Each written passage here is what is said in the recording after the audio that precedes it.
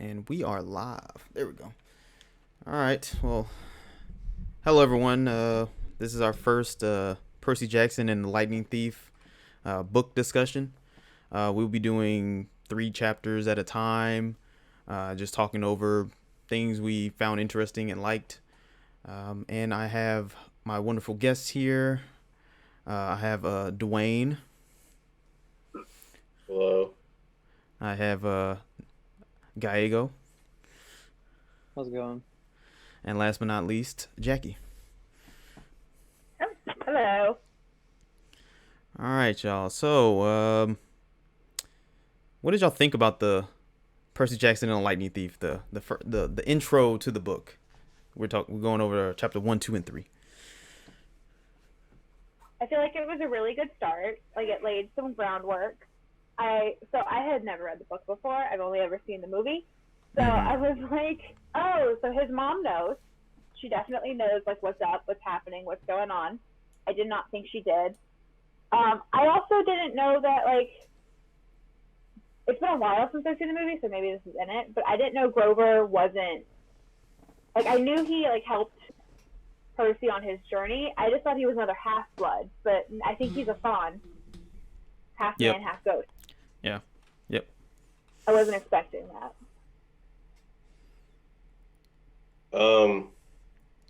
It reminded me of what it's like to be in middle school again, because I am also a very hyperactive person, and I could kind of, even though I don't have the thoughts and feelings of the main character now as a 26-year-old, I feel like I felt a lot of those feelings when I was younger.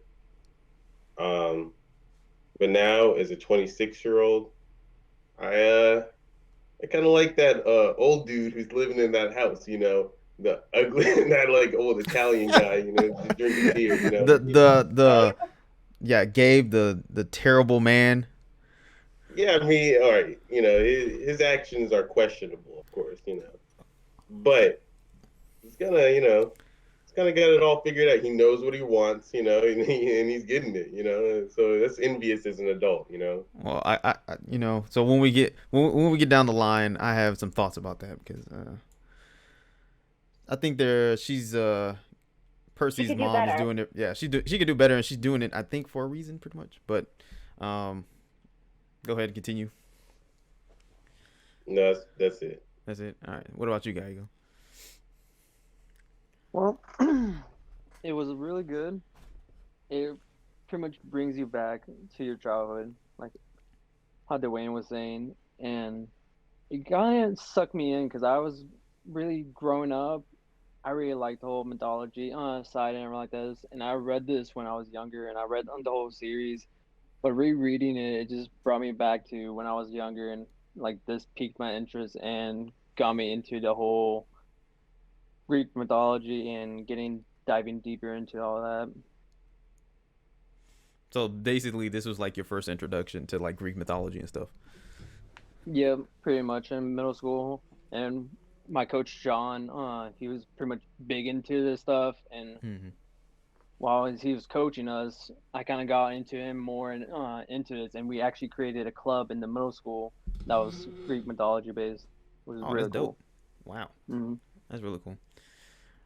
So my thoughts. I liked it. I thought I felt like it was a little slow, but it picked up quite a bit, and it seems like, especially at the end of chapter 3, now we're gonna really hit the ground running. But I liked the way it started out. I think the introduction to the characters were quite nice. But yeah, this is my first time reading it, and I like it so far. So hopefully that keeps up. Did any of y'all have any discussion topics that y'all wanted to ask or talk about? It's not a question, but I feel like the opening line is deeply ironic. Or it's like, what does it say? Well, the look, I didn't want to be a half-blood. Yeah, if you're reading this because you think you might want to, or you might be one, my advice is close the book right now, believe every lie your mom or dad has told you about your birth, and try to lead a normal life. And yet the entire Percy Jackson fandom is like, I want to go to Camp Half-Blood. Yeah, true. Like they actively read the story and was like, you know what? That sounds like the life for me. Yeah, I don't know. It opens up with the whole chapter 1. I accidentally vaporized my math teacher, and I thought this was really interesting because I took a note here that, like, when he is facing off against his math teacher, what's her name? Miss Dobbs. Yeah, when he's facing off against her, the math teacher, I was like, and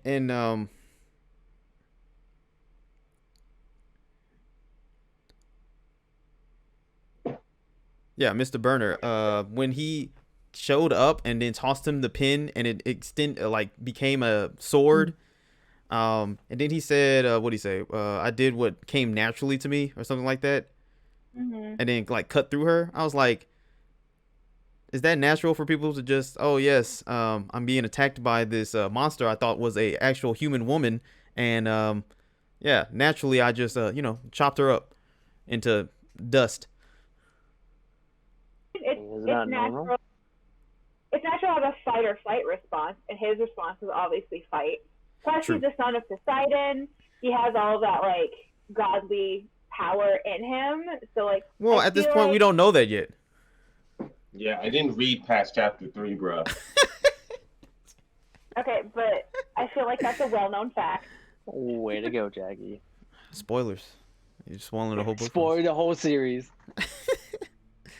But yes, so at the point of this book, we don't know that he's the son of a god yet, but that's why I wrote down on my notes, like, that was a natural response when this creature was attacking you. I feel like it was. I feel like that's natural. But, like, okay, so even if, under the guys that y'all didn't know, which is bullshit. I know you all knew. It's not a guy. It's, well, you just said you read the book in middle school. Oh, no, that was Gallego. Never mind. Sorry. Yeah, it was a grand mystery. But, like, I don't know. I feel like it's like, if something's attacking you, most people have the natural response to, like, fight back. No, most people have the natural response to freeze or run. That's true. That fighting is not an option for, well, it's not a normal response for a lot of people. Most time they freeze or run away. But he is obviously the hero of the book. So oh yeah, of course, yes, yeah, definitely. And he didn't seem like he freaked out too much either at that point. I think he freaked out later. I think he's internally freaking out, and he's not realizing he's freaking out. I think he's an unreliable narrator. Oh, you think he's an unreliable narrator? Like, he's just omitting some things? I don't think he's intentionally omitting things. I think he just isn't omitting things to himself, and therefore he's not omitting things to the reader. Okay. I can see that. Like, when you don't want to, like, address something, you just kind of pretend it doesn't exist. And I feel like that's kind of what he did in, like, the first chapter. He's like, you know what? I'm just going to pretend that my life hasn't all of a sudden went batshit crazy. True. And then I also wanted to say that, like, so every time, because he's been on in multiple schools, as we know now, and he's had something like bad happen on every field trip. He shot the bus with a cannon. Don't even know how that happens.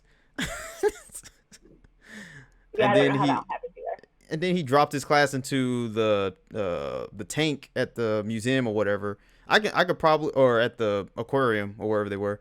I can probably see that one happening. Like, maybe he, was leaning against something and then, hit a lever and then everybody fell, right? The cannon thing, I was like, were they letting people just shoot cannons and he just accidentally shot the bus? And why are y'all using live ammo anyway? My question is, he specifically was like, I wasn't even aiming for the bus. And I was like, what are you aiming for? You're not aiming for the bus. What were you aiming at? That's the only one I was like, that's kind of far-fetched, the whole cannon one, because I was like, how does that scenario even play out? What, I accidentally lit the cannon and shot the bus? how do you accidentally do that?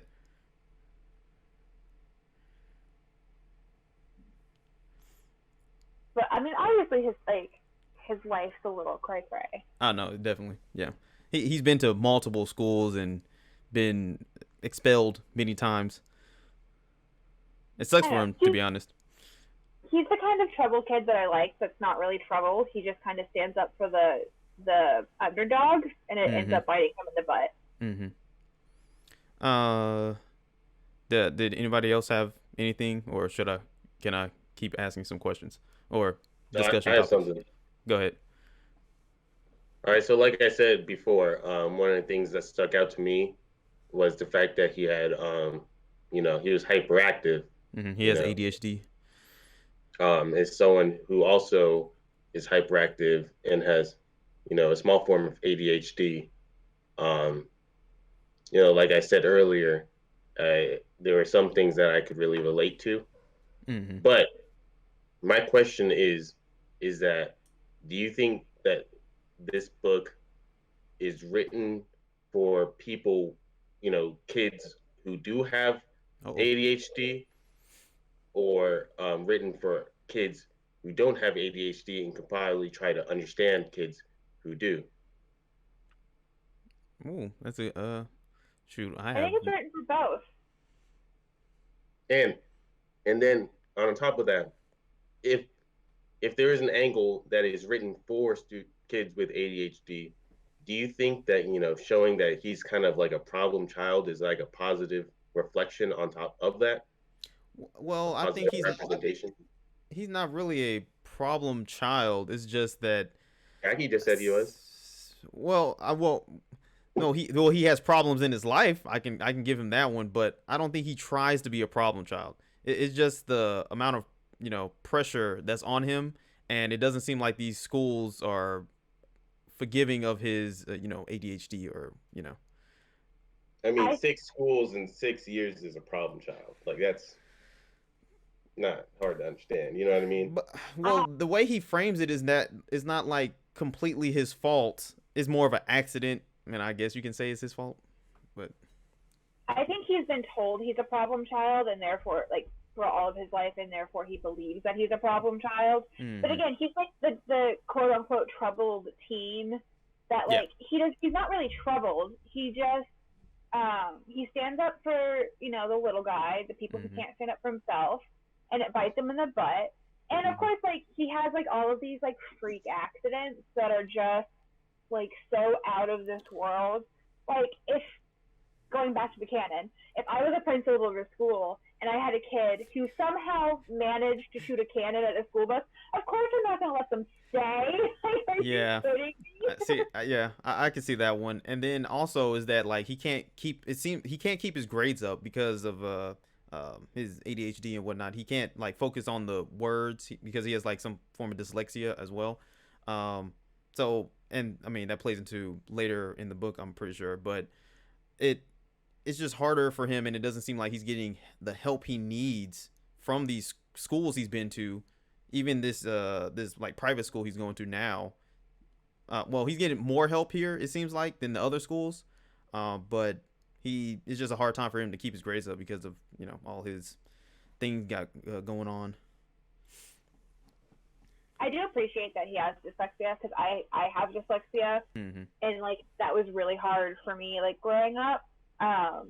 Like, reading was such a chore. I hated it so much. Obviously I love it now, but it's when he was talking about like the letters jumping off the page and like swimming around him and like doing gymnastics, I was like, I completely understand that, because I used to have that a lot. So that's kind of really nice to see a book character have a reading disorder. So I like that representation.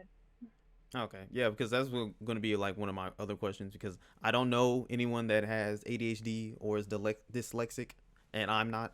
So I was trying to gonna ask, like, if y'all knew somebody, or if y'all dealt with these problems. Is this kind of like a good representation of like what y'all had to go through, and through school? I guess school. The dyslexia part, I can say is a really good representation. The ADHD part I think is a good representation of ADHD in boys and men. It's not a good representation of ADHD in females. Okay. Yeah, I would say that it's not, ADHD isn't represented in the book like the way that you would think, representation should work. Yeah. But the book itself is a good outlet for kids to read who do have ADHD because of the imaginary, the whole cannon hitting a bus or all the out of this world things. It's as if, like you are imagining, you're in your own like little ADHD world, imagining all these things happening, like you do on a normal basis. You know what I mean? And so, not necessarily the plot or the characters are a good representation of people with ADHD, but the book as a whole and how it sort of fits the imagination of someone with ADHD. Hope that makes sense. Yeah, I get it. It's a good outlet for hyper focusing. Well, so is like part of the whole ADHD thing. You know how he when what's the little girl that keep messing with Grover? What's her name? Boba Fett? I forgot. Nancy. Nancy. So is part of like ADHD like somebody gets under your skin or something, but you just like outburst because he did that seemingly multiple times in the first 3 chapters, even with the teacher that pretty much got him expelled because he was like, hey, what would he say? Eat a sock or something like that. No, I don't think that's a product of ADHD. Okay, and that's where my issue lies with sort of the quote unquote representation, is that you don't have to be, a mean sort of kid having ADHD. You don't have to have outbursts, have behavioral like problems like that. Oh well, I was saying the outburst thing because he was under a lot of pressure because at that the whole teacher thing, we gotta backtrack a little bit, but the Nancy, I'll start with the Nancy thing. So when she was messing with Grover and he really couldn't do anything because he was already like on probation or whatever, and then like she says something at the museum about the what is it, the statue or whatever they're looking at, and then he just like outbursts and says like shut up or something like that. And it seems like that probably happens to him quite a lot, these outbursts. So I didn't know if that was a thing or not. I think that outburst where he tells her to shut up is pretty indicative of somebody with ADHD, especially if you're trying to focus on what somebody is saying and you're constantly like the little distractions. But I think the best representation of ADHD, and like, at least in the first 3 chapters, is on page 11 when he's like, I have moments like that a lot when my brain falls asleep or something, and the next thing I know, I've missed something, as if a puzzle piece fell out into the universe and left me staring at a blank place behind it. Like that happens to me a lot, where like I just like zone out, or like it's everything. There's too much going on, and my brain just cannot pick one thing to focus on. And next thing I know, I missed an entire conversation. Oh, okay. Nice. So going to the whole, I kind of jumped the gun, but going back to the Nancy thing. So, how did y'all like the introduction to Grover? Since, I know I watched the Percy Jackson movies. I thought the first one was fine. The second one I didn't like so much, but Grover, we know, is going to be pretty much one of the co-main characters or something like that. Especially at the end of chapter 3, we kind of see that something's going down. But how did y'all like the introduction to Grover? Not everybody speak at once. I mean, I liked it. I guess I just, like I said, I only read the first 3 chapters. So I'm a little bit confused on his character and how he fits into the universe thing. Is from what I can tell and what I read, it's like he repeated like, why is it always 6th grade? So it's like is he like immortal? and like he keeps on coming back to the same elementary school with like the teacher. True. And like, good question. That, I mean, I'm sure that might be answered, later on, but like, it's just a little confusing. Yeah. Mm-hmm. So what I think is, based on the context of the first chapter, where he's like, being a half-blood gets you killed in usually a nasty and painful way, and the fact that like Grover's been trying to like protect him, I think Grover is some kind of like half-blood protector. Like he gets assigned to a kid, and like his kids haven't been making it past the 6th grade. Like they turn 12 and like they die in some horrible fashion.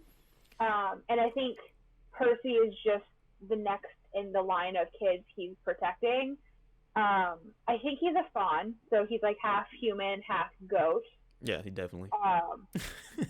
And so like I definitely do think he is immortal. If not immortal, he's at least ageless. Yeah. So he doesn't age. But he's definitely like he was assigned to protect Percy, and I think they just like developed a friendship past that assignment. Yeah. What about you, Gallego? So, without trying to say so much about him, since I know a little bit more, he's definitely a little bit more kind of like a character that's kind of a little bit rough, kind of understanding him, because there's not so much background behind him, and you're seeing his actions and you're like questioning what he's doing. But coming back from finishing the series and reading it back, you can kind of understand what he's doing and why he's doing the purpose, because later on it does explain it, and it does make sense why he's doing his actions right now and why he's trying to protect him in certain ways. Okay, cool.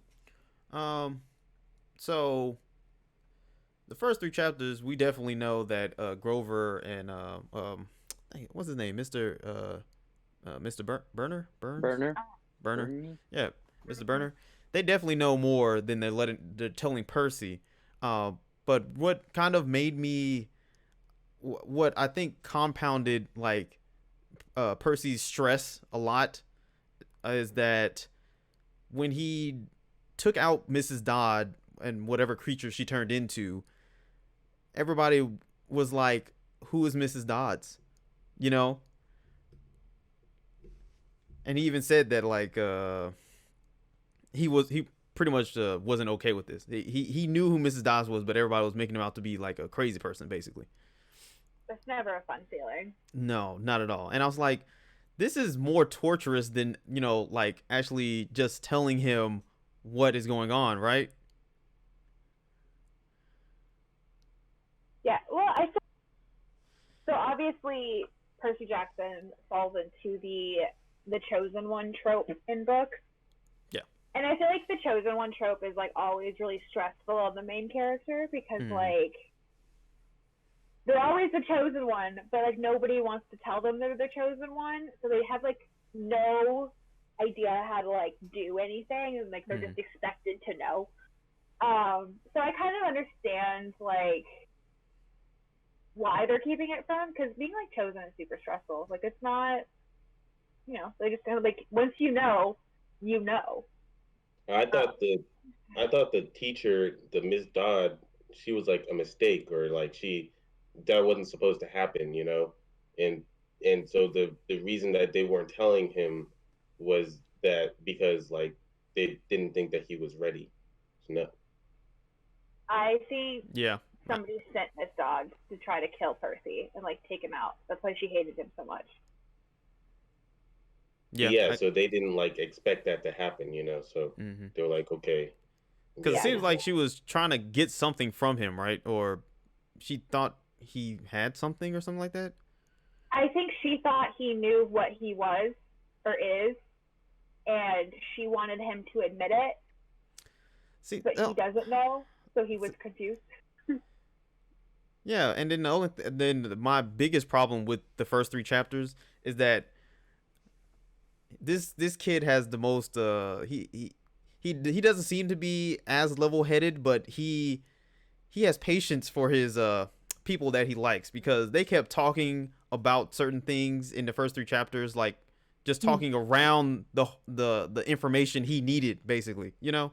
And it kind of made me angry, especially in chapter 3 when the mom starts talking about the whole your father wanted to send you to a school, but I just couldn't do it, and you never met your father and things like that. I would just blew up. I'm like, bro, come on.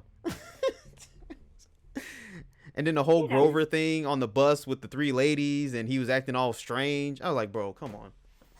Oh, who do y'all think the 3 ladies were? Because I have a theory on who I think they are. Oh, well, it's the I think it's the Fates. Yeah, it's the Fate. Yeah, it's the Fate, right? That's what I think. It's a string of fate with the gold scissors or whatever. Yeah. So then, whose lifeline did they cut? Who's gonna die? I don't see that scene. Kind of confuses me, because I'm like, did they cut somebody's life, or were they just there to intimidate? I don't know what the. I think she definitely cut a lifeline. I think somebody's gonna die. I think it's the mom. But why wouldn't they show up to the mom then? Because I think they were trying to intimidate Percy. But for what? That's why that scene confuses me, because I'm like, why are they there? I was like, you want to put a pin on this one because it does explain a little bit further down. Okay, yeah, we can. That scene, I knew what they were, but and then Grover freaked out about it. But I was like, so somebody's dying here, right? Out of one of y'all, because they both felt like some type of chill or something. Yeah, I have a feeling it's gonna be all explained. Oh no, it's a big foreshadow, that's for sure. Okay. In the first 3 chapters, they definitely like made just a big build up just for and kind of misstep of like a big scene that's gonna come up, and it just kind of hits on running from there on.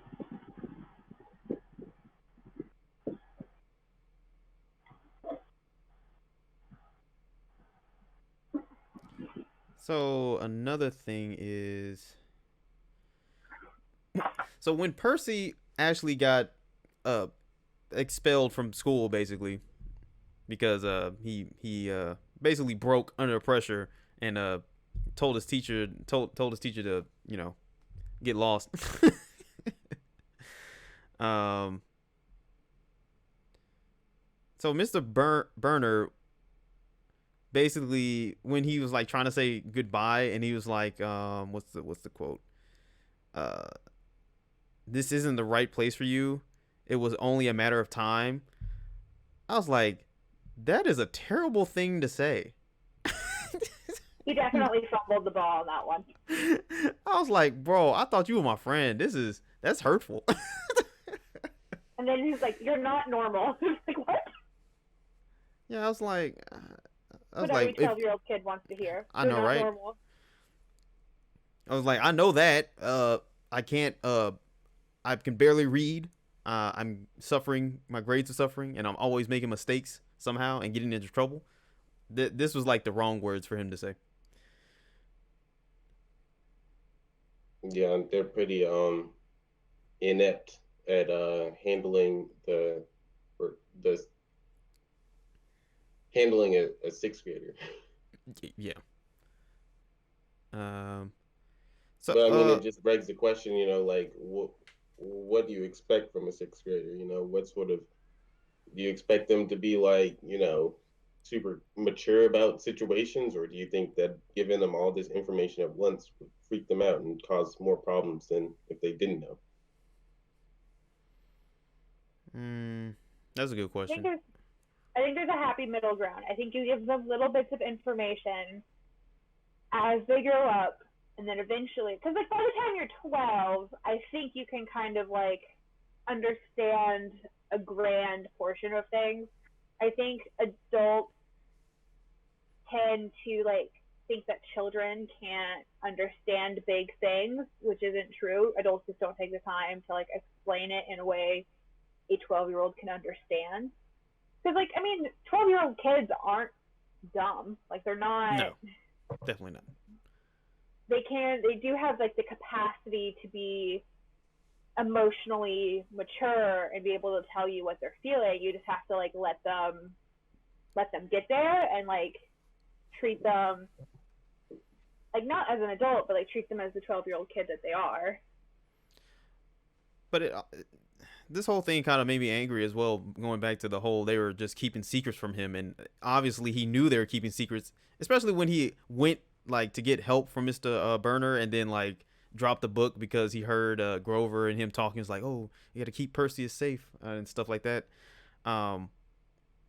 And then Grover was just straight up withholding information even after he revealed, like, hey, I heard everything y'all said. And then Grover was still like, nah, I'm not going to tell you anything. I'm just going to be a freak out. I was like, bro, I can handle it. Like, I'm not stupid. I mean, I think that the idea is that Percy obviously has a lot of growing up and maturing to do, clearly. But he is also surrounded by adults that continuously fail him, you know. Even his friend fails him. Yeah, that's true too. That, you know, his friend is immortal, so he's an adult. Hmm.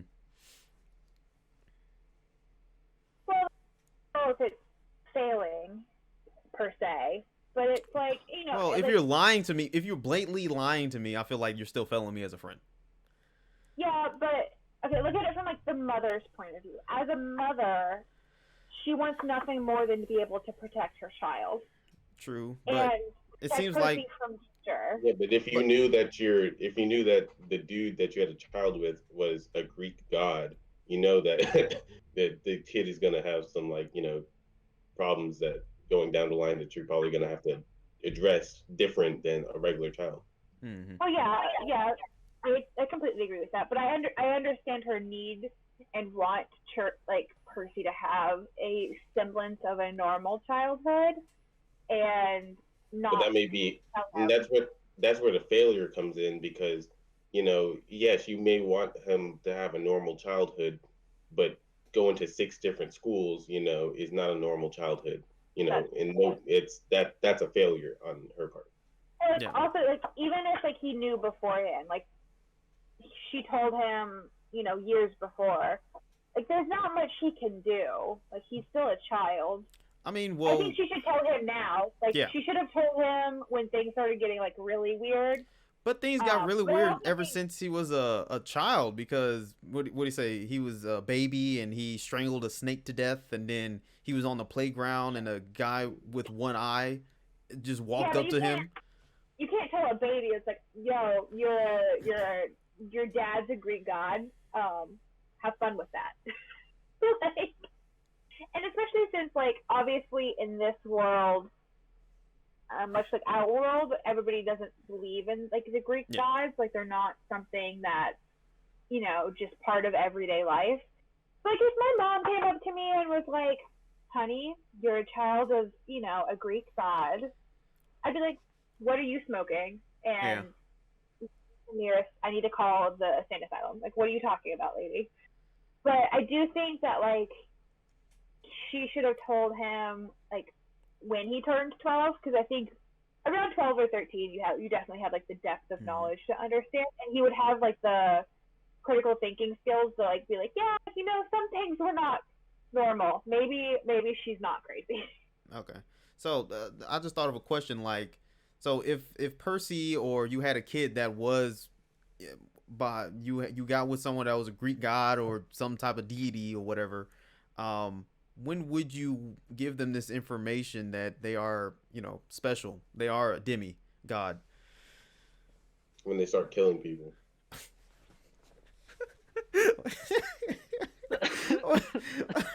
Wait, so why are you raising your kid? Why are you raising your kid to kill people?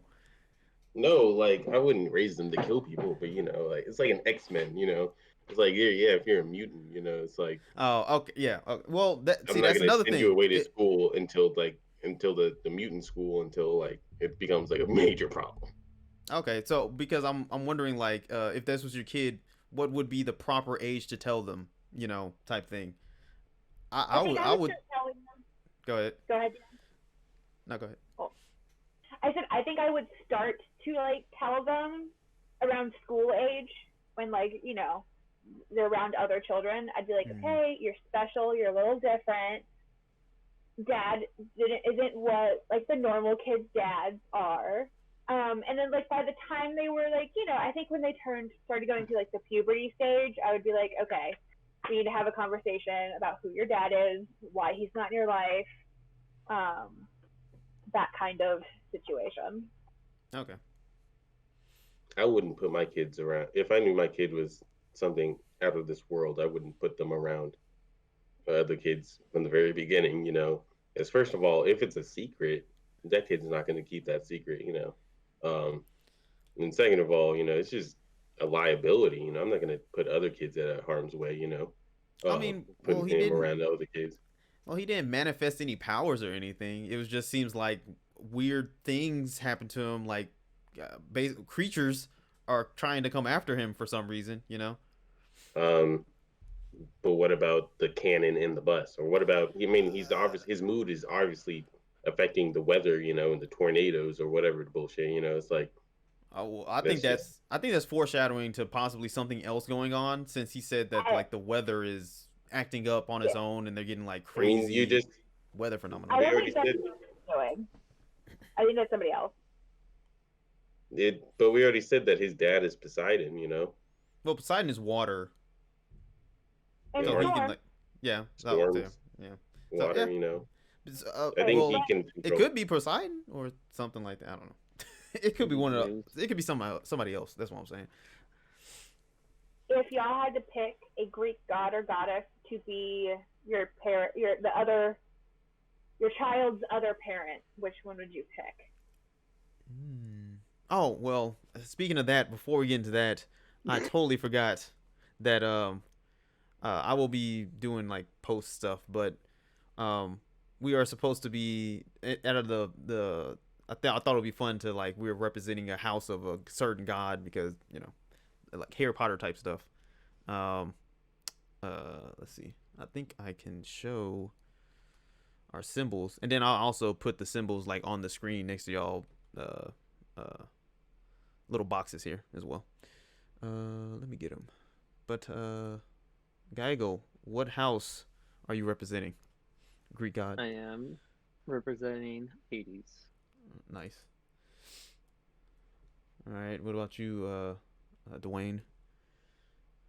What is this? What Greek god house are you representing? What does that entail?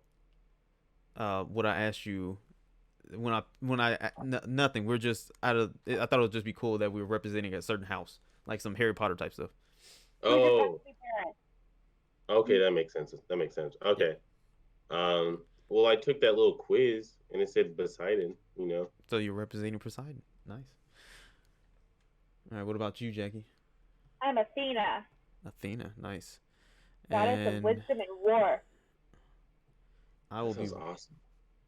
I will be representing House Hermes, and I can. All I know about Poseidon is that he's a deadbeat dad, according to this book. They're all deadbeat dads. Any Greek story you have with kids, they're all deadbeat dads or moms. Yeah. Zeus is the worst. Yeah, Zeus is by far the worst. Oh no, definitely he's the worst. Zeus, I'm gonna stick my dick in anything that moves. Literally. No, well, see, I want that is a hole. So That's there true. we go. It doesn't even have to move. So this is Gallego. This is his symbol for Hades that me and my sister came up with. Let's see. And are you showing it something or? It crashed. Oh. I tried to change the image and it crashed. Well, technical difficulties.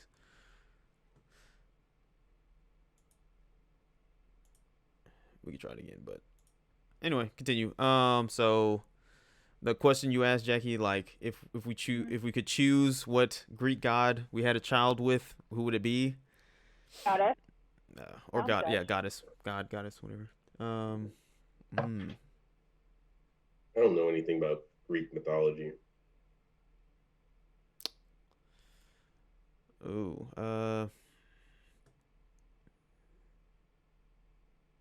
But choose I feel who like the hottest one you is. would choose Aphrodite. Aphrodite, yes. Joy. Brain would go for Aphrodite. Nice. Goddess of beauty and love. That sounds awesome. She is the seductive goddess. I would pick Hephaestus. Ooh, that's an interesting choice. I feel like he wouldn't. I feel like he would actually be a good parent. Plus, he could make me a sword. True. And like honestly, he loves Aphrodite. Aphrodite just loves Aries. That's the problem. Yes, she does. Well, she didn't they put her with him anyway for punishment. So Zeus makes Aphrodite marry Hephaestus because, yeah, basically for punishment. Yeah. I can't remember exactly why they got married. Yeah, I gotta go back and look at the story, but I if I remember right, it was like some punishment type stuff.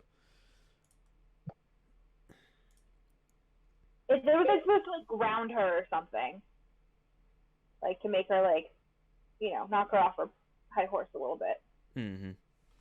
All right, so once again, this is a House Hades. That's our symbol. I'll do a little post production, add that in, and I can change the window. And this will be. This is Slytherin. This is no, you're Poseidon. So this is the symbol for Poseidon that we have. Wrong book, Dwayne. And then I can show. I might as well keep it like that. This is Athena. Symbol I got. And this is Hermes. Boom. And that is our symbols for our houses that we are representing of the Greek gods. So make your prayers to your gods. Oh, what? Sorry. What was that? Instagram. Oh. Anyway, back to the chapter. What else did I have? Oh, that was the question I was thinking about. So, Grover and Mr. Burner definitely knew more than they were letting on, right? Now, did Mr. Burner know that Mrs. Dodd, I think her name was, did he know that Dodds? Yeah, Mrs. Dodds. Did he? Well, he said he should have saw her for what she was, but it seemed like Grover knew something was up with her because Percy was like, she doesn't seem human, and Grover seriously said something along the lines of like, yeah, you're right, or something like that. What was the question? So Mr. Burner knows. Well, why didn't if Grover knew that Mrs. Dodds was possibly something else, why couldn't Mr. Bernard see that as well? Because he didn't know, and that's a failure on his part. Yeah, but he definitely. Well, go ahead. Grover and Percy would probably interact with her more. Like, I mean, obviously teachers interact with each other, especially at a boarding school. Because they're on the same staff. Grover and Percy would see her every day. Burner may not. And they said something about a myth, so maybe like that clouded his judgment. I guess, but Further on, it explains, man. Okay. But Don't bum yourself out right now. I just didn't understand, like, if Grover knew, and definitely they were talking to each other behind the scenes like they were when Percy walked up to them, why didn't Grover bring up this issue? Because this Mrs. Dodds is not like she just came there that day. She's been there. And Grover, like, kind of knew, and Grover and Mr. Burner has been talking with each other. So why didn't they do something about her before this point, you know? I just found that no was plot.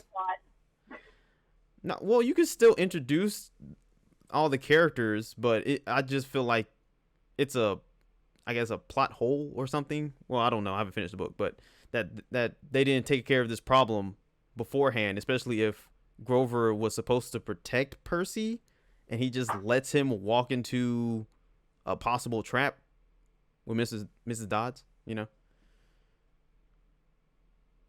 I just thought that was I think that they didn't know. I thought that was a little bit of an oversight. Maybe they were testing Percy. Because, I mean, obviously Mr. Burner knew something because he showed up and gave him the sword pin thing. Mm-hmm. So, like, maybe it was, like, a test to see, like, where his powers are at or, like, where he's at. Mm-hmm. Like, does he know something's going on? Does he know something's up? Or is he still, like, completely in the dark? Or is he beginning to question things? Because he could be, like, it was all a test. Well, he was testing Percy, and, like, he didn't take care of Mrs. Dodds and whatever creature she turned into because he, like, was gonna, you know, use her as a test anyway, you know, type thing. That's why, because I feel like he showed up literally at the right time when she transformed and was about to attack him, and he showed up immediately and, like, hey, here, the sword, dude, you know.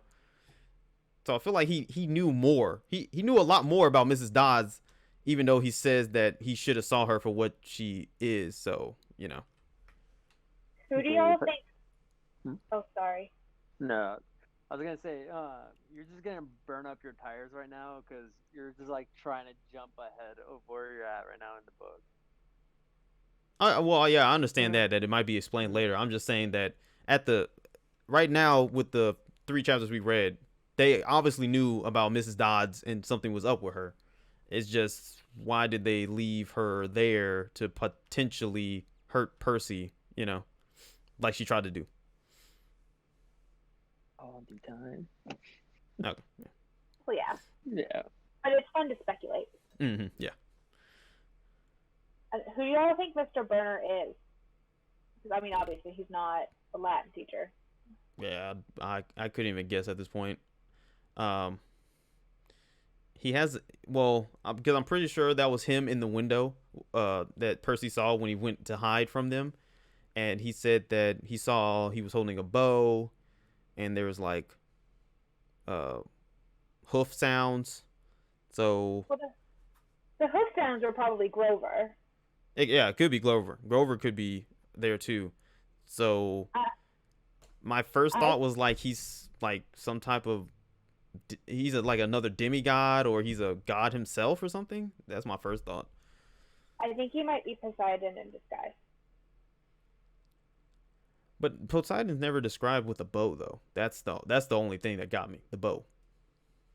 Well, the bow could have been Grover's too. I don't remember the bow. Yeah, because he saw the shadow of a person holding a bow. So what's the chance that Percy Jackson is schizophrenic? I mean, this kid is under a lot of pressure. I mean, he could be. I don't know. The whole thing was just a psychotic break. Yeah, I mean, everybody made him out to be crazy, and then he sees this teacher because they do something, and this teacher he's never seen before is now their math teacher, and he's like, "What the heck? You know, what's going on here?" Everybody's like, "Oh, what? She's been here this whole time." Oh, that's another question. How did this woman? Did they just pick her up off the street and was like, "Hey, now you're a math teacher," or what happened there? I think it's like another creature or god, like that just kind of like that's in cahoots as well. Yeah, that was just like, you know what, I'm gonna step in here. She was there the whole time. But well, from Percy's perspective, she was not there the whole time. And as soon as as soon as he took out Mrs. Dodds, everybody was like, "Oh, this other teacher, yeah, she's been here the whole time." And he's like, "Where did she come from?" That's why I'm saying, like, how did she get there so fast? Did they just have somebody as a backup plan, basically, like, "Hey, Mrs. Dodds is, you know, something. We might need you as a backup teacher if something goes down," basically, you know? Miss Dodds was an illusion by Miss Dodds. Why are you trying to add more mental disorders onto our boy here? No, okay, he's not schizophrenic, but no, I'm saying like um Miss Dodds, from the way I interpret it, at least, Miss Dodds's powers, created the spell or illusion or whatever Mm-hmm. that fooled only Percy, um, and or only people who have the Greek blood. Um, Well, they could see, but everybody else interpreted as whoever else was original or is there now. You know what I mean? oh, that, yeah. Oh, I can see that. Yeah, that could be the case. That's very like elaborate magic use, but magic it can do anything. Or he's Alchemy. crazy. What are you saying, Geigo? I was like, get into alchemy. Yeah. And then, so another thing I also picked up on is like when they were doing when you were talking about him spacing out Jackie, um, Mm-hmm. I didn't know if that was him or was that like some type of magic that Miss Dodd was doing that he just like couldn't see her doing, type thing. I think that's him. I think that's just how like his brain works because like that part of the book wasn't really in reference to like Mrs. Dodd Mm-hmm. or anybody else. I don't think it was anyway. Well, because he said that she when he like looked away, she like somehow jumped to the top of the stairs and then like he blinked or something and looked away and then she was like down the hallway already. I was like, how you spacing out that bad, my dude? Yeah, well, I think that part was her just like using her supernatural abilities to move really fast. Mm-hmm. But like the scene before that, he didn't remember pushing Nancy to the ground Yeah, or into the fountain. Mm-hmm. So I think he does like that, but I think it's less to do with like ADHD, although that is very much a symptom of ADHD, and more to do with the fact that his power, like whatever power he has, is growing. Like he said, he got so angry he heard a wave, and everybody's like, "Did you see the fountain?" Like, He grabbed her. So like I think it's less to do with him like actually having ADHD. I think all of his like behavioral and mental problems come down to like the fact that he has these powers that nobody else does. Yeah. And because of that, like that's what it is, and it's just presenting as like what humans would describe as like dyslexia or ADHD. Although it's still nice to have that representation. Yeah. Mm-hmm. But I have a feeling it's gonna go away. Oh, okay. Yeah. Like all of a sudden, just not. Well, once more information is provided to him, that like he's gonna stop spacing out or something like that. I feel like there's some magic use being done here that we just don't know about. Oh, 100%.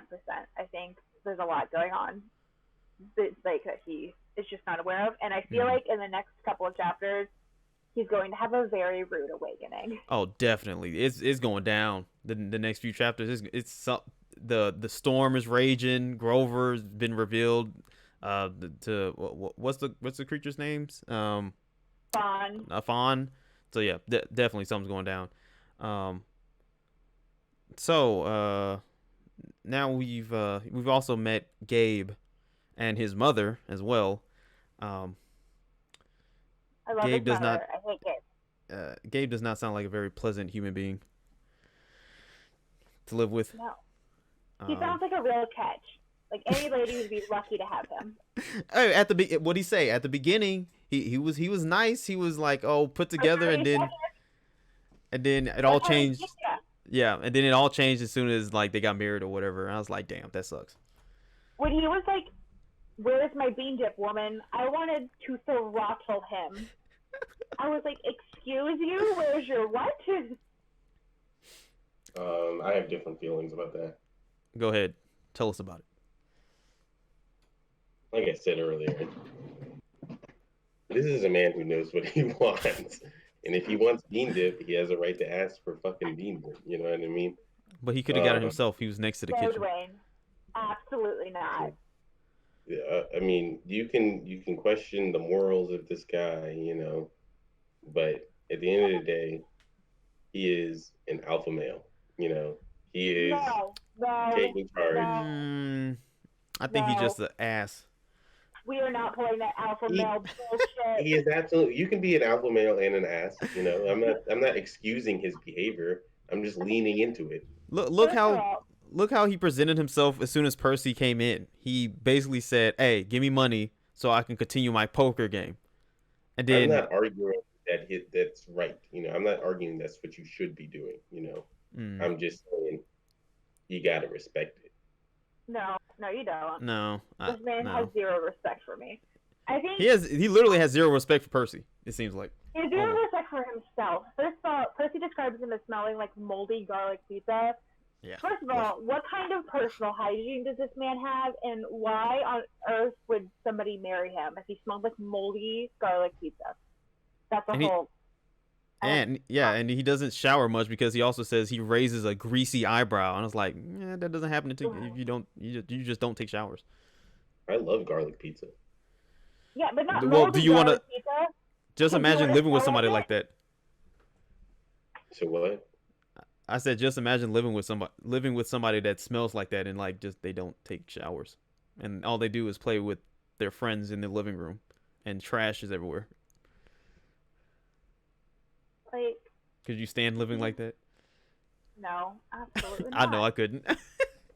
But that's not even the problem, you know. It's like, I mean, no, I wouldn't. I couldn't stand living like that. I probably wouldn't be friends with a guy, you know. Mm-hmm. But I'm talking about like as a literary character, you know, like he's not lost, you know. He didn't have any like internal problems, you know. I mean, you could argue that he's one-dimensional, sure, but like at the end of the day, he knows what he wants and he gets it. Yeah, as far as we know right now, he is pretty much a one-dimensional character. I want to throttle him. And that's your right. That's fine. I would probably beat his ass. I most definitely would. Well, we already know that Percy wants to, because he already said that like growing up with Gabe is terrible. They were like always at each other, basically. Because he treats his mom so horribly, which I understand from like a kid's perspective. Like if I saw my mom married to somebody like that, I want to beat his ass too. Mm-hmm. Not gonna lie. He just seems like such a deadbeat. Which is, I think it's ironic because I think it's a perfect foil for Poseidon as a father, because like arguably they're both deadbeat dads, but like one is obviously better than the other. At least like, you know, what we know of his dad now is that like whenever Percy thinks of him, he thinks of like warmth and love and like good feelings, despite the fact that his father has been absent from his life for 12 years, which I think normally you would see like a character resent that and be like, I hate him, he's an awful person. Yep. But Percy doesn't think that way, and then he has a father figure that is very much well present in his life, who's absolutely atrocious. Yeah, so like, would you rather live with somebody that's atrocious or just like not know your father, you know? I'd just rather not know my father, honestly. If he acts like Gabe, I don't want to know. I don't want to know him. Yeah, no, I would much rather just not have a father figure and be like, fuck it. I'll just have a mom, that's fine. It's kind of like the evil stepmom trope, but like reversed. Yeah. Basically. I wouldn't want to have an evil stepmom. I wouldn't want to have a relationship with somebody, or the lack of a relationship with somebody that I live with, that just treated me like absolute garbage. And I wouldn't want, like, as from like if I was like a mother, I wouldn't. If somebody talks to my child the way Gabe talks to Percy, we would have problems. Like, he'd be catching hands.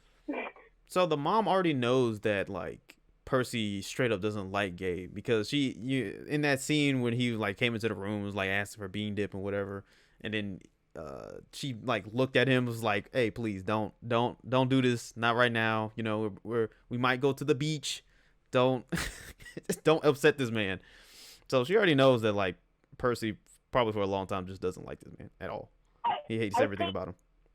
I think his mom, I think her name's Sally, I believe. I think Sally views Gabe as a means to an end. Like if she didn't have to, she wouldn't. But here she is, and like for some reason, like Gabe is needed for something. Yeah, I think that too. Like she's she's doing this for some reason. She wouldn't just be with Gabe if she had the choice. Type thing. Yeah, because she kept her maiden name, and there's the whole blue food thing. That like, you know what, fuck you, I'm gonna eat blue food for the rest of my life. Yeah, that was a good point because she has like a rebellious streak. Yeah. So like, I don't know what his part is, but it has to be something where she's willing to put up with the absolute shit that is Gabe. Yeah, I think something else is going on there with Gabe and why his mom Sally is still with him. But I did like the moment when they like went to the beach. That was a nice moment, even though it still pissed me off that like she was talking about things that she probably should be telling him, but he has a soft spot for her, so I understand why he didn't get upset like or tell her of all the strange things that happened at school. Yeah, there was definitely a not a miscommunication, but a lack of communication going on that should have definitely been happening. Yeah, because it leads into the whole thing of when Grover shows up to the door and then she's like looking at him like dead serious, like what happened at school, and because he was withholding information because he didn't want to tell her because I guess it would have made him look crazy, basically. She didn't want to he didn't want to worry her. Would y'all have told your moms about all the crazy stuff you just went through? No. Yeah. No. I would. You would have. I think I would have at that point because Grover was acting way too suspicious after seeing the three ladies knitting a giant sock and cutting yarn, and the whole situation just felt off. I mean, granted, maybe he just wanted to put the whole thing behind him, so I could see that, but I think everything was just a little bit too weird for me not to mention it to like literally probably one of the only people I trust with everything in the world. I think I definitely would have told my mom, especially like me and my mother had like a strained relationship when I was going through puberty, so like from like 12 to like 16. But I always knew if I had like a real problem, I could come to her, and like Percy obviously has a real problem. Yeah. Like he vaporized his teacher, and then everybody was like, that didn't happen. And then his best friend was acting sus. And then there's these creepy old ladies. I'd have been like, you know what, Mom, I think I might be going crazy. I'm going to need you to reassure me that I'm not. Yeah, I know, right? Like, tell me that, well, would you rather that just be a figment of your imagination that like, or would you rather be it to be real type thing? The part of me that wants to be a book character wants it to be real so bad. Yeah, definitely. The pragmatist in me that lives in the real world is like, hell no, that needs to be a hallucination. Put me in the nut house. Like, I ain't dealing with it. Yeah, dealing with like things like this at this point in my life, I would have been like, maybe I can just block this out and it won't hurt me in the long run. Right, I'm just gonna pretend it doesn't exist. Although, like, 12-year-old me, 12 to, like, 16-year-old me would have been down. Probably. 25-year-old me is just too tired. Like, if somebody was like, I need you to save the world, I'm like, is it really worth saving, though? What if we just start anew?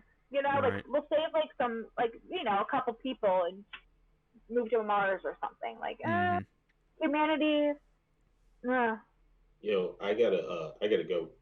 All right.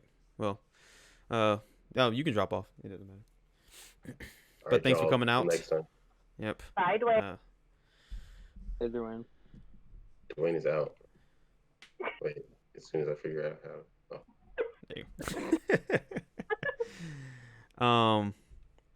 Did y'all have any other thoughts on the book? Well, the first 3 chapters, anyway.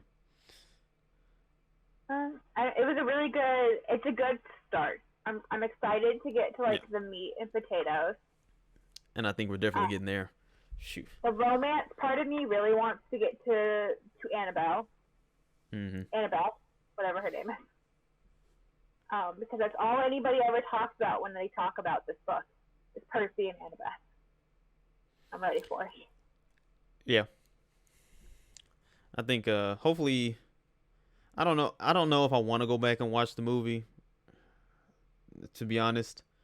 I would say wait. Yeah. Wait until the very end. Because my input on it, I was going to say is be patient because it's a long build up, but it's going to be a roller coaster. Whenever you think you're kind of like at the climax of the whole book, you're going to go for another loop and it's going to keep going until it's going to just drop you and slap you in the face. So like, here we are. Yeah, that sounds very promising. I like to hear that. That it's one of those roller coaster rides that it keeps going up and up, and it doesn't disappoint because I know I've read some books where they get to like the climax and everything, and then it's like, really, that's all that happened? That was not fun, or that was anticlimactic. And it's like, ugh. But I just want there to be like real world consequences for like their actions. I feel like sometimes there's not consequences, and that makes it like. I mean, obviously consequences are never fun. That makes it unbelievable. And I fully expect this to end like on some kind of cliffhanger that's not going to make me happy. Yeah. Yeah, that's another problem with some books that like they're anticlimactic or they don't present like a real world problem that needs to be solved, or it's a real world problem but it could be easily solved with like maybe if this person talked to this person or something like that. I'm like, then this was like a paper thin threat basically, you know?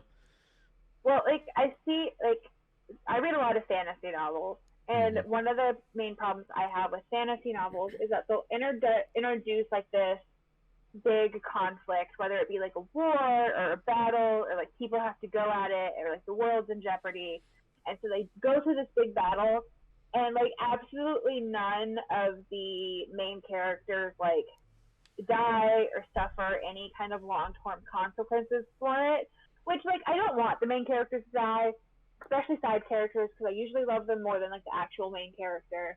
But like, you know, if you're going into war or some kind of battle or something, people gonna die. Like, I mean, you would think, right? It's more emotionally impactful when like you kill off a supporting a beloved character, but you have to do it correctly. Like, I read a book recently. It was the second in a series, and they killed off my absolute favorite character, and it was just kind of like a meaningless death. Like, they didn't have to die, but the author killed them anyway, and I was so mad. Yeah, that's a problem with some of the books I've read too. I'm like, they died like so anticlimactic. They're just like they're like a main character or co-main character. You just killed them off by drowning for no reason, basically. You know, like that's not. But you have to like walk the line, and you can't kill too many. Like, you can't pull a J.R. Martin and just kill everybody, because then it again loses like its emotional impactfulness, because then everybody dies, and then you just don't get attached. Yeah, I mean that. Well, this is a discussion for another time, because I felt that's that's a discussion for a broader book. But I don't know. I'm excited to meet more characters. I'm excited to like, because like people talk about Percy Jackson in the book community a lot. So like I don't know any spoilers, but like I know a lot of characters and stuff. So I'm just excited to like meet them and like get to know them and see where their journey takes them. Yeah. But so far, I really like Percy. I like Grover. I think I like Percy better than Grover at this point. Grover been lying the whole time, so of course. Yeah, but like at this point in the book, Percy's the most well-developed character. Yeah, definitely. like, we don't know Grover's motivations. We don't know why he's done what he's done. Nope. We don't know anything about him other than that he's keeping something from Percy. Yeah, and now it's he's probably mostly for Percy's own safety. So like, Yeah. I'm okay with that. Yeah, and now we know he's a satyr, so that we got that going for him. Wait, what is your responses to finding out that like your friend is a freaking half goat, half human thing, or half other animal? Are we talking about like 12-year-old me or 25-year-old me? Because they would have very different responses. Do both. 12-year-old me would be like, that is so fucking cool. Like, that is awesome. 25-year-old me would be just like, you know what? I think I need a shot. What is happening? I have so many questions. Yep. First and foremost, why? What? Huh? I think I feel like 12-year-old me would just roll with it. Yeah. Because, like, I don't know, I just wanted something, like, fantastical like that to happen to me when I was 12, so I was, like, prepared for it. Because, like, I wanted to go to Hogwarts, I wanted all of it. So I was, like, ready. I was physically prepared. 25-year-old me is not prepared whatsoever for anything remotely exciting to happen, and I would just be, like, in shock and disbelief. Okay, yeah. What about you, Geigo? I mean, both ages pretty much will have the same reaction, but I do say my younger self will be like, this is awesome, let's go do stupid shit, and like just get in more trouble than we should have beforehand, and then finding out I'll get in more trouble. But older self me, 26-year-old me, I'd be like a little bit upset that they didn't tell me sooner than later. I was like, this entire time you could have told me. And like, what other secrets you've been keeping from me? And I was like, we known each other for so long, and now I'm finding out at 26. Yeah. Versus true. Younger. I was like, I'd rather, my best friend tell me a secret that they were holding for 3 years versus they telling me 15 years later. I'll be more upset. Yeah. I'd be like, you're hiding more than then, and then you versus like 3 years, like, okay, you're hiding this, there might be just like one or two more things. 15, 20 years, I was like, you're hiding a lot more. Like, I'm pretty sure you're not even who you are. Yeah, true. It would definitely be like one of those, like, if that's even your real name situations. Exactly. Yeah. Like, true. Yeah, I think I would be a little pissed. I'd be like, excuse you, you're a what now? We need to have a conversation about this. Yeah. And I think I'd be like upset, like they're hiding it, and like what if that ability that they've just revealed to you could have come in handy in like other situations? Like, you could have gotten us out of this situation and you just didn't. Yeah, true. Very true. I did remember one other thing that I thought was interesting is that he says he remembers like the warmth and glow of his dad, but his mom says, he was only with me for a summer. So he never met you. I was like, is that foreshadowing or what there, I don't know if it's foreshadowing. I think it might be like something that like happened to Percy when he was younger that his mom didn't know about. Okay, yeah, I can see that.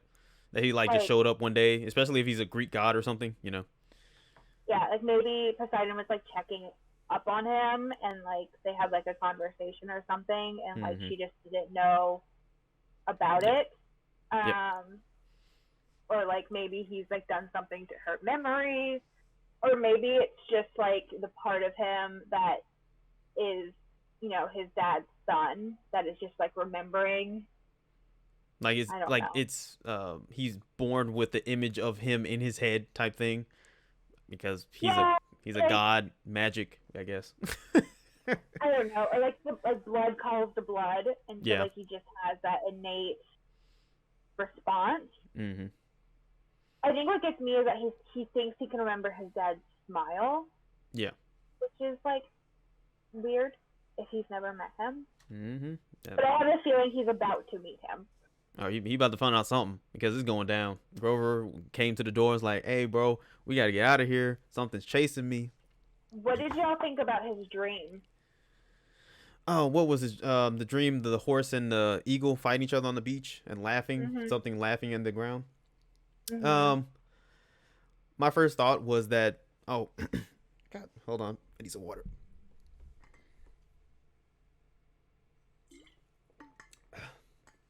I don't know, something got stuck in my throat. Oh, whew. But my first thought was, that's definitely Greek mythology. So the horse, Poseidon, and the eagle is Zeus. And the thing laughing under the in a hole in the ground or whatever was Hades. That's what it Why seemed would like. Hades laugh? Huh? Why would Hades laugh? I Like, why don't would know. Hades put them on? Because, well, if we know about Greek history, that Hades is like shunned basically from the gods. So maybe he Yeah. is doing something behind the scenes type thing. Yeah, but like Hades, I have a deep love for Hades. So like he's just kind of like he doesn't really interact with like the other gods. Like he doesn't go topside too much. Yep. And like, you know, his wife is the one that is actually scary. Mm-hmm. Persephone, like she'll fuck you up. Like Hades is the one that's like, yeah, maybe I'll give you like a second chance. Yeah. Persephone's like, nah, I'm gonna crush your bones, bitch, for looking at my husband. Mm-hmm. I feel like it was Kronos in Tartarus, because like I mean he's a Titan, so like I know they like cut him up, but he's still like, you know, kind of immortal. That's why they had to like slice and dice him. Yeah, it could be that. It's just my first thought was Hades, definitely, because you know who else is underground and has, you know, domain over the underworld? Hades. I mean maybe it's Hades. And then they showed the imagery of a horse and an eagle, so I like that's definitely Poseidon and yeah, Zeus. yeah, definitely. So that's what I thought when I first read it. And like But go ahead. I know from the movie and the title of the book is Percy Jackson and the Lightning Thief. Mm-hmm. So I'm pretty sure Zeus's lightning bolt gets Stolen somehow. Yeah. Someone steals his bolt. Poseidon's son. At least that's what it was in the movie, if I remember correctly. So I have a feeling like the movie didn't stray that far from the source material. I mean, it could have. People hated that movie. Well, people hated the first movie. Uh-huh. Yeah. What? I thought. Well, okay, I hated a part in the first movie with the whole Lotus thing, but I thought that was a bunch of garbage. But anyway, I liked I thought it was an okay movie. I wouldn't say it's amazing, but I thought it was okay. The second one, yeah. But this is the first time you're reading the source material, so you had nothing to compare it to. Yeah, definitely. Because see, like I love the first movie. I think it's great. But I never read this book, so I have no idea. But I have a feeling that it's not going to change my mind. I'm one of those people that I'm really easy to please with movies. As long as it entertains me for like 2 hours that it's on, it's a good movie. That's why I have terrible taste in movies. I would say it's pretty different from the movie in certain aspects. I'm expecting this book to be better than the movie. Just alone these first 3 chapters, you get a lot more insight onto like what Percy is going through and what his like mental state is, and all these people and how frustrating it is that all these people are literally talking around him and all these weird things are happening, you know. I'm excited for the new series that they're doing. Oh, speaking of the new series, that is one of the reasons we are doing this, is because they are coming out with a Percy Jackson show on Disney Plus. And over, what was it, last week or the weekend, at the Disney shareholder conference, they released, let me see if I can share it, a little promo material for it. And it's just Percy on Pegasus, it seems like. I know Uncle Rick, as he's so lovingly referred to in the fandom, is going to be heavily involved in the show, and that they're casting actors who are like actually 12 and like 13. Oh, okay. So they're actually gonna go with the whole 12 route, because I completely honest, I thought they were like, oh, yeah, they're gonna age them up. They're gonna Netflix it up and be like, oh no, they got to be older, demographic, whatever. No, he announced that they're doing it their actual ages. Okay. How do y'all feel about when like like people who are making movies or TV shows age up the people from like the source material? I think it's fine as long as they make it warranted. Like, if you're gonna age them up, you gotta do something with the story that's different. That's how I feel. What about you, Gayano? It all depends. Like, if they can do it properly without like screwing up the whole story, that's all I ask. I was like, if they go too far out and like just take something really good already and just completely just make it trash, I was like, I'm not okay with that part. But if they can make it good and actually take a good spin off of it and like make it its own creation and actually keep true to the fandom, I'm fine. Okay, cool. See, I never minded when they like aged them up, mostly because like fantasy, especially in fantasy, like they never act their age anyway. They always act older. Older, yeah. Especially like a 12-year-old in a fantasy novel isn't your average 12-year-old. They act like they're like 16. Yeah, true. I mean, they go through recent years of like YA and fantasy stuff. They go through some horrific things in these books. Terrible things that I'm like, bro, you gonna need some therapy after this. You're only like 10 and you like fight monsters. Your village is dying. Like, bro, damn. Like, I remember when I first read. Have y'all ever read Ender's Game? Yes. Oh my God. Yeah. That's traumatizing for a kid. I was always shocked when they was like, and he just turned 8, and I was like, what? This man is 27. Yep. And then it's a whole nother thing, because Ender's Game I think is great, but like he freaking kills the kid and on the space station and stuff. I was like, my God. That book is graphic. Very, but I love it. I think that's the great. I think Ender's Game is great. It's a good book, but I feel like Percy acts like a kind of a normal 12-year-old so far. Mm-hmm. But like, so I feel like he's a little mature for a 12-year-old, but like I can, it's not too out of the realm of 12 where I'm like, you're 28. What are you talking about? True. Yeah, he still seems like a kid that he's going through a lot, but he still seems like a kid. He's not. He does things, but he's not stupid, Yeah, like he's definitely on like the cusp of like teenagerdom, and like he's definitely angsty. Yeah, which I like. I like an angsty main character who can dish it back.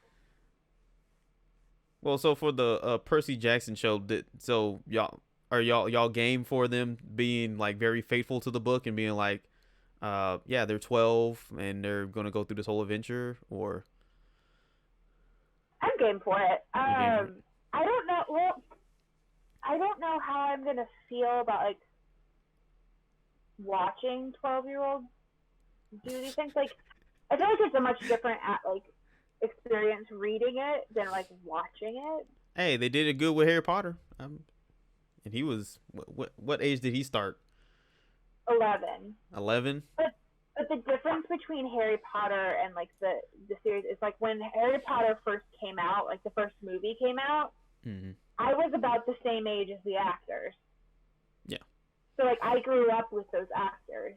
With the Percy Jackson series, I would be a 25-year-old adult woman watching a 12-year-old boy. Like, and like I watched my fair share of like kid shows. Yeah. Like Avatar and stuff, but that's animated, so again, it's like a little different. And they have older characters on that show. I think like the most recent, I guess, kind of quote unquote kid show I watched was Julie and the Phantom. Yeah. which has a very interesting fandom dynamic going on now. It's very strange, but again, it was an older. The main character on that is 16, so like it's still a little different. But I'm game for it. I'm excited about it. Okay. What about you, Geigo? Are you okay if they stick very close to the source material of 12 years old and basically the stuff that happens in the book since you already read it? It's gonna be interesting for sure, Mm-hmm. and I'm kind of like in between. I was like, should I be weirded out that I'm 26 and watching 12-year-olds do this stuff? No, I don't think that. I don't think you should be weirded out about that. People watch what they want, you know. Yeah, but I was like, at the same time, I was like, I watch plenty like other stuff, like all the cartoons, all the like anime and stuff like that. So I was like, I think I'd probably be fine. I just have to get over the first moment, like thinking that like they're actually 12-year-olds and not 18-year-olds playing like a younger part. You know? Yeah. They're actually true to their age. So like, it's gonna be interesting because like I want to say like the whole mindset of like those actors going into this acting their actual age versus acting at a different age completely. Yeah. I think it's honestly going to depend on the fandom, whether it gets weird or not. Oh, the fandom's going to get weird no matter what. Yeah, but like, there's no stopping that. But like it depends on like how weird the fandom gets. Like I feel like there's some fandoms that keep like the dark side of the fandom like in the dark, and you have to like almost go searching for it, or you have to be deep enough in the fandom where you can accidentally stumble upon it. And then some fandoms just let their freak flags fly right off the bat, and it's like you have to like these are children. Like going back to the Julie and the Phantom fandom, the main character is an actual 16-year-old girl. Like the actress is 16, and one of the guys who they were obviously setting up as her love interest is 22, and people go hard for shipping them. And like in the show, he's only supposed to be like 7. Like his character is like 16, 17 years old. Wow. His character died in 1995, so he should be my age had he not died. So like either way, it's a little weird. I understand it because the characters have great chemistry, but like people like they ship them in real life too, and I'm like, he's not trying to catch a charge here, people. Like calm your shit. Yeah. The fandom it's gonna be weird regardless, like Ego said, but because I just find it interesting the choices they make in these like YA or in novels or these fantasy novels on like picking a female or male character or whatever at when they're 15, 16 or whatever, and then they fall in love with the 24-year-old. The 24-year-old or the 23-year-old or whatever, 18 falls in love with them, or they're falling in love together, and I'm like, you purposely made this choice. I mean, why are fantasy novels are you reading? What? Oh well, it's I know one example off the top of my head is Divergent. They kind of did that because he's quite a bit older, I think, than her. I think 4 is 20, and I believe she's 17 in the book. Yeah. Which, I mean, it sounds weird, but it's only 3 years. True. I mean, I don't really have a problem with it, but some books take it further, but and then the fandom also takes it way further to like, oh, she should be, with the grown man that's like 50 or something. Anyway, shipping shipping is very dangerous and terrible. But I mean, I'm excited for the show. I think if they stick to the source material, hopefully, I'm thinking this book's gonna be a fun ride. If they stick close to the source material, I think initially it's gonna be kind of weird that it's like, oh, these 12-year-olds are going through all this, stuff. But I'm like, I watched Harry Potter and he went through a bunch of garbage. They'll be fine. Especially their demigods, pretty much.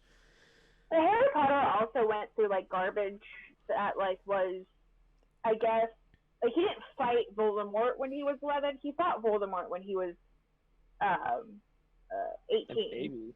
Mm-hmm. Oh, well, he did find him as a baby too, and won because of love. I was gonna say. Like, I don't think that counts. it does. Well, his parents died from it. Hey, Yeah, he hey, didn't fight Voldemort. He just was able to shield himself from Voldemort. There's a difference. Yeah. I'm just. There you go. Does he stay 12 the entire book series, or like does he age throughout the series? I want to say, if I remember right, in book 2 he does. He is a bit older. Oh, If nice. I remember right. Okay. So it does, like, it progressed with age, but I don't think they actually age him that much more. I think okay. it's just slowly progress into like the cap age that they keep him at. Okay. All right. Okay. All right. Because like it'd be weird if he went through 5 books being 12. Like that's a lot. Oh Yeah. No, he doesn't say this yet. Because because I was thinking the same thing. I was like, so if the first season is successful, and if they're gonna cover all of the first book in the first season with however many episodes or whatever, are they gonna allow the character to age up based on the books, or are they just gonna age him up, or that type of thing, or is he just gonna say 12 and all these events happen like right after each other? And I thought it'd be really interesting to see. I wonder if they're gonna do like a book a season and cap it at 5, or they're gonna do like half a book, half a season. Yeah. I wonder how close to the source material they're gonna stick. Because like I know Rick Riordan is like heavily involved, which is always really nice to see, because I feel like people always leave out the author when they're doing stuff like this, which makes absolutely no sense. But I feel like from a pacing standpoint, you can't do it like 100% accurate, because it's just not going to work. Mm-hmm. So you have to finagle it a little bit. I guess it just depends on how many episodes a season they do. True. And like how long they are. 20. Yeah, if you do a standard 20, an hour long each, I think they should do like a book a season. I feel like they're gonna do like 12 episodes or something like that. Well, it could be 22. It could be on. They could put it on Disney and then just 22. It's definitely gonna depend. It's gonna depend on the pacing for me. Yeah. I think I'm gonna watch it. I have a feeling I'm gonna like it. I want to like it. I'm ready for it. I want to like this. Like I said, I thought the first movie was fine. This book is cool to me so far. I know I want to like the show. I like Greek mythology, so this is like all in my wheelhouse. I'm going in with medium expectations. Yeah, I can see that. Yeah. Like I don't want to get my hopes up too high, mm-hmm. but I also want it to be I want to go in liking it and wanting it to be good. Mm-hmm. I want to do this book series liking it and wanting it to be I want all of these to be 5-star reads for me. Yep. At least 4-star at the minimum. So if that's what I'm expecting, and if it doesn't make me cry, it's losing a star. Gallego, I did have a question. Do you see? So this is gonna be Disney stuff. So do you see them toning down? You've read the other books. I have not read any of the other books or anything like that. Do you see them Disney pulling back on certain things? Like certain scenes might be oh nope, that's too dark for 13, 12-year-olds. We gotta cut that out and change it up, type thing. I can see them. And in all fairness, I can slightly remember some of the other books. Mm-hmm, yeah. I read them when I was younger. Literally, I got the whole entire series at one time and just read them. Yeah. But I can see them toning it down just a smidge, because there's some stuff that it can be a little too dark, and especially for 12-year-olds to do them. Yeah. But I can see them trying to maybe taking it to a different route to kind of stay true to it. Mm-hmm. But go the Disney route. We're gonna make it a little bit more Disney way and not as dark and gloomy. Yeah. But not as scary. Same action, yeah. So still have the action, but not the whole kick behind it. Yeah. Okay, I can see that. Yeah, I can see that. Disney could lean into the edginess. I would want them to. I would like if this book has like more like darker stuff. I know Disney likes to pull back sometimes, but I'm like, why not try it out and see what happens? And now, granted, they might have the angry mom mob after them, but it can't be like too dark because the actual book was published by Hyperion, which is owned by Disney. Mm-hmm. So like, I mean, they're not going to go out and publish like, you all won't get this reference, but like ACOTAR. So it can't be too dark. Well, granted, books and like comics and stuff like that are generally almost always darker than the actual shows or whatever the visual counterpart is. That's true. Which is like is weird because like obviously if people love something and they read it, they're not going to shy. I guess seeing it is a little different, but like I don't know. I always have like a movie going in my head when I read, but it's like I'm still seeing it, which is why like books make me cry. Yeah. But like I don't understand why you would have to tone it down other than trying to reach a wider audience. I mean that basically that's what they're trying to do. They're just trying to reach a wider audience, and they're like, we published this, but that was a little bit too dark, and we're not going to be able to possibly show this to certain countries or age groups or whatever. Unfortunately. So if I, as a child, can watch Land Before Time, I think Percy Jackson. That movie was traumatizing. I was like, dude, how far you want to go into this? I was like, man, the freaking also like watching Pixar stuff that makes you cry all the time. Those are for kids. I'm like, that's some dark stuff too. I don't, It's not like traumatizing though. Pixar is just sad. Yeah. Those are like, it's more emotional versus like violence. Oh yeah. Oh yes. Yeah. You're right. It's just striking like emotional strings and then like get it into you, but versus showing criminal acts in front of you, and like this is stuff that you never will see in person out and about in the real world, and you're seeing this just happening. It's like, oh, what if I do that? I was like, would I get away with that? Like they got away with that. Like I can just go around with a sword and just start chopping off people, and no one's gonna stop me. True. Because I am expecting this book to be very action oriented on monsters or people getting hurt with weapons. I'm here for like whenever he starts like weapon training because I feel like that's gonna happen. Mm-hmm. And like I want to know what weapon he's gonna choose, and I want to know how good he is, like how good he's gonna wield it. Mm-hmm. Like I want a sword so bad. I want somebody that like I want a sword. Go get a sword. I can buy you a sword right now. I can Amazon ship it to you if I want to.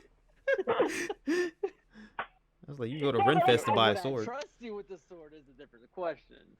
But I can do that for you. I can Amazon it to you right now. I think you could trust me with a sword. I think I could do it. I with a knife. See? Are you dead? No. So there you go. I was fine. And I made sure you had the bluntest knife I had. See, I'm not good at closing knives, but I'm good at I'm okay with handling them. I have a dagger already that I got from Renfest that I used to open like boxes and letters and stuff, and I have yet to stab myself. But I want to be I want to start going to the gym, and not because I want to I want to be strong enough that I can wield a sword and do battle. That's why I want to be strong. That's a good goal. Yeah. I want to do weapons raising. What, you gonna go LARPing? You go LARPing after this then? Get the foam swords. No, I want a real sword, but I would 100% try LARPing. I don't think I'd be good at it. I think I'd be dramatic enough for it, but I think it would be a fun time. I mean, there's something in me that just wants to live out a fantasy for a day of being in a really beautiful ball gown and with a dagger on my thigh and a sword and going into battle. I don't know why I want that, but I want it. I feel like you will like The Witcher. I need to watch it. Mostly Oh, because you gotta my, watch it. my Yes, husband watch it. Henry Cavill is in it. That's a definite watch, especially if you Yeah. like Game of Thrones type esque things. You know, Oh yeah. that's a watch. I just haven't been in like a TV movie mood. I've been Yeah. reading a lot. Yeah, me too. I've read so many books.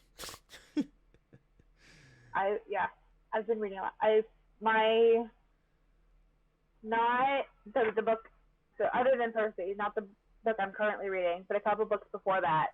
It's called From Blood and Ash, and it really solidified the whole like fall down, dagger on the thigh, stab a bitch vibes for me.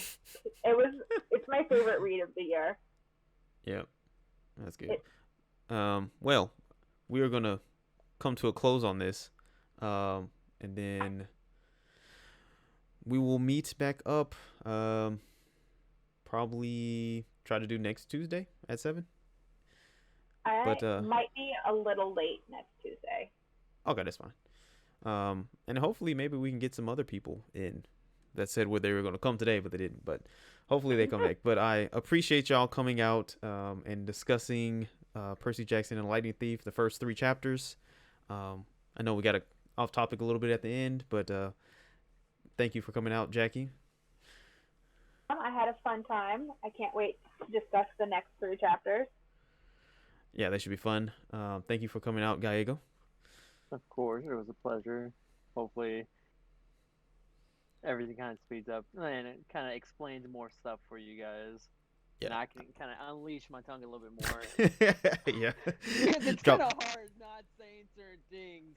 Yeah. The first book is the book that I can remember the most out of all of them.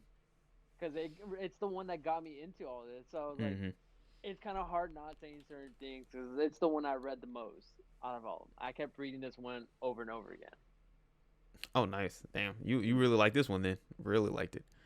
Well, it's the one, like I said, it's the one that got me into it. So every once in a while, I was like, it's been a while I haven't read it. So I was like, I'm just going to pick it up again and just read it again. Because it's the one that literally starts everything. Now, is that like something like the other books just aren't as good as the first one, or?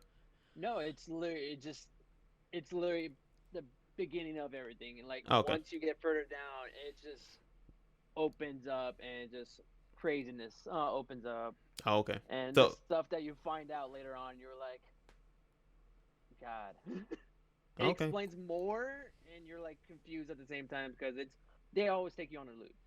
Like you think you're knowing you think you know what's gonna happen next, or you think you know what's going on, and they just slap you in the face like, nah, we've just been playing you for the past 6 chapters.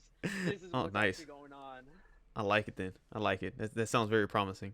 But thank both of y'all for coming out. Thank Dwayne for coming out as well. He had to drop out. But we'll end it here, and thank all of you for watching if you are tuning in. And catch y'all next time.